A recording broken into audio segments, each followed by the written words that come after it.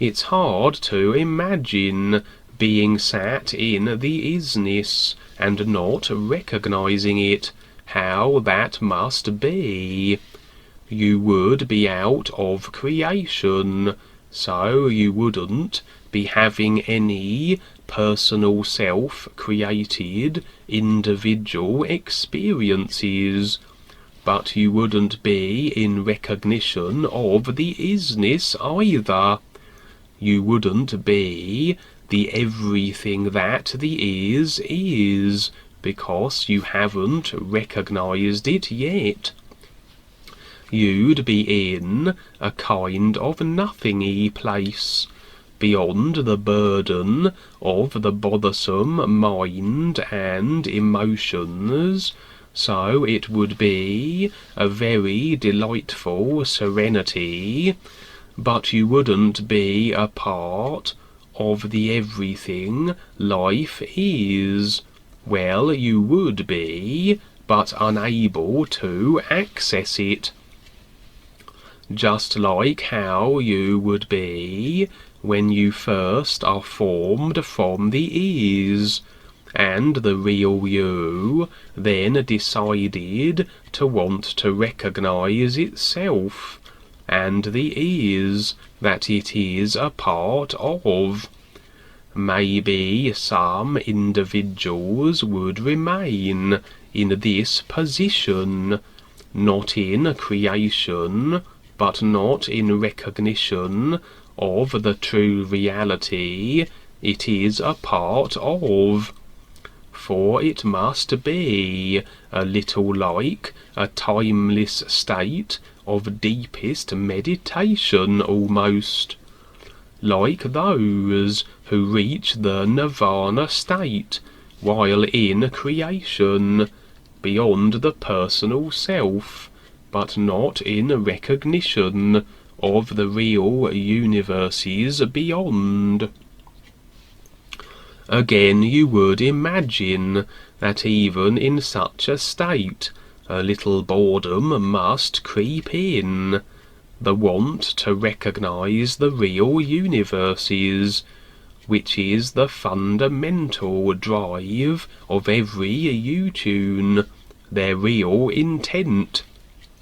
And so, at a point, the real you decided to create a body vehicle and jump into creation. This same area that a newly formed U-tune resides in just prior to entering a simulator may be the same or similar place that all individuals go to momentarily after the simulator implodes. When a simulator reaches its final end due to the agreement of control and restriction that culminate in the demise and deterioration of the simulators through cause and effect, the individuals caught in it have to go somewhere. They are removed temporarily to a position as the is recreates another simulator. But if they lack recognition, then they won't automatically again be with the true reality of the all is. But anyway, the influence may perhaps experience in some way all the experiences that culminate from the created consciousnesses of everybody in the simulator. And like any individual who has little consideration beyond the personal self, they do not wish for the personal self to be destroyed, or even consider leaving it behind. as they are very attached to it, and think it is who they are. The influence then is very much the same. If it is motivated to maintain everyone's awareness in creation, then it must fear the opposite, that of loss of the created self, or in her case, loss of them all. The influence very much is a part of the personal self, and encourages its perpetuation, and yet on a few occasions Duane found her expressing the idea of wanting to become more aware also, and perhaps recognizing the true reality, suggesting she is very much an individual with the same real intent and purpose for being in creation in the first place, to recognize the real universes of the all-is. What would happen if she did actually do this, and stand with the is? Would there be no more influence? Or perhaps, based on the construction of the created consciousnesses, another would take her place, because like everything in creation, the influence is an idea, a creation, and very much a created extension of the created consciousness, with an agreement that facilitates her operation. For when we look at everything and every person as separate from ourselves, as this is how our experience is presented on the physical one-dimensional area, these considerations of who is who and what is what can become confusing. But again, we can simply sweep the board clean and proclaim everything to be what it is, an isness. Take away creation, and every agreed upon idea that makes up its construction. Take away all the apparent vehicles that awareness is housed within, and you are left with just the awareness without segregation. And so, if you remove creation and all that it comprises from the equation, then what remains is life and awareness. If the influence is simply a created idea, then it will not be present as we remove creation. But every idea was created from something, and these would be the individuals, the awareness, that are generating ideas while boxed into created vehicles. And when we get right to it again, every awareness is the same awareness, but not necessarily recognizing this, as they perceive separation from the perspective view of the personal self. If the influence is an actual being, then the position she has assumed is one she has chosen and decided. We can choose anything we want. We can seek a certain position or job in creation, But if the job isn't available, we can't assume it, unless we decide to create the job ourselves, or get agreement for its cause and effect actuality. Similarly, the created consciousness culmination must be, in essence, a potential position in life, almost akin to deciding to want to be the experiencer of the created consciousness of everybody else. How one would find themselves ultimately in such a position, who can say? It must stem from a delight in stimulating others emotionally, as this is the nature of the influence. A little along the lines of a succubus, how they garner energy from sexually stimulating others. Maybe enough focus on this particular type of experience, a maintained desire for such a role in creation, may well have compounded and resulted in an individual who claims a position made available, where such an individual can stimulate everybody in creation simultaneously.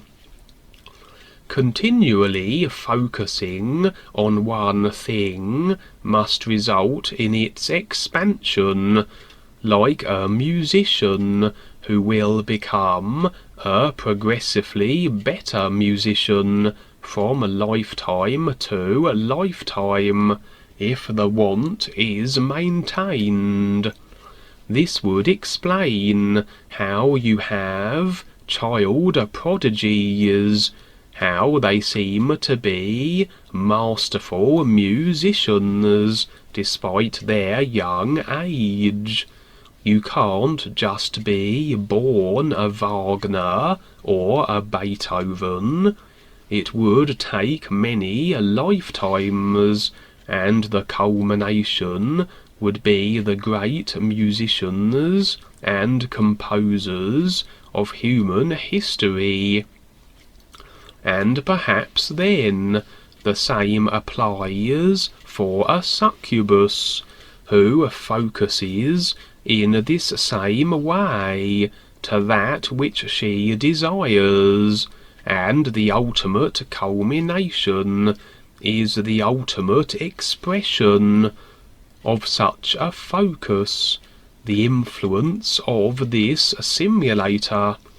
And so such an individual will still eventually grow weary, regardless of what position is attained in creation, and the real individual will nudge the personal self to realize the actual reason for the creational simulator it is in, and not just to be a great musician or an influence. And if the influence does do this, and become with the ears, then the position in theory is vacated, and perhaps the shoes filled by another individual, whose focus and personal intent was such that she or he finds themselves taking the role as the culmination of all created consciousness and stimulator of emotion that keeps people in creation. So, going back a little, most people are the unconscious effects of themselves, their created consciousness, and as long as they are disconnected in creation, they can be nothing but the effects of themselves, even if conscious of the process. For where else can they be? Yes, they have a real self with the is, but it is a position they are unaware of, have no connection to, or recognize even if they did. With the real you, making the decision to begin the process of self-recognition, it will undoubtedly position its personal self in the place most prudent for the possibility. At this time, the new presentation is on the planet Earth, the real true light connection, provided as the New You song, and presented by Duane, the new man, who is the physical representative of the All Is, and has the awareness for the task. The real selves with the is, having made the decision to begin the journey back to itself, will nudge the personal self along in such a way as to ensure it happens to be on the planet Earth at this time. From a position of isness, everything is, and can be seen in its entirety, including all of creation, and its apparent linear sequence of experience, and cause and effect passage of time and epochs. Everything is in this new nowness, and it's simply what the real you decides at any given moment. At this very moment now, an individual has decided. Their real self has chosen to become more aware. You are whatever you decide at any given new moment. It would seem as though we have gone through millions of lifetimes to get to this point, but actually there is no time or space, just an ever nowness to be recognized.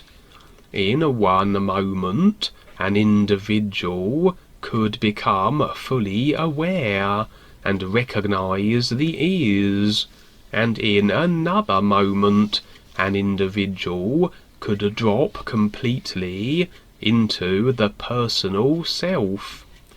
Everything is, and so what we are and where we are positioned is what we decide.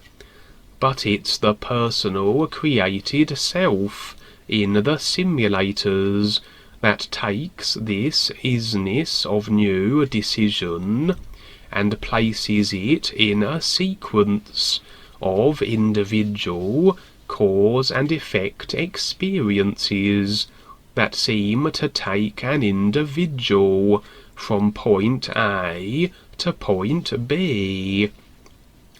From a point of deciding to become more aware through millions of lifetimes that move the personal self along the effect experience of that focus to the point B, of being on planet Earth now, where the new presentation is based, and the opportunity is available.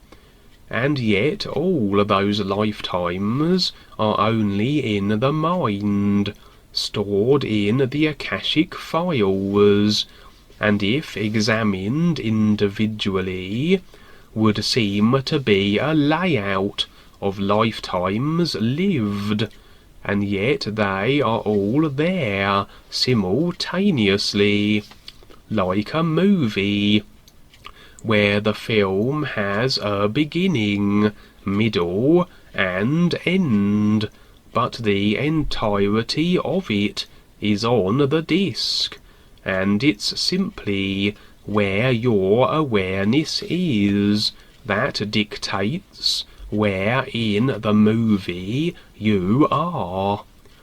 An awareness that perceives through a personal vehicle that can only zero in on one sequence at a time. Take away the vehicle, and you have the movie in its entirety. You have all the movies ever lived in their entirety right now, in this very moment, because that which was containing them and allowing the focus on one experience at a time, according to cause and effect choices, is gone.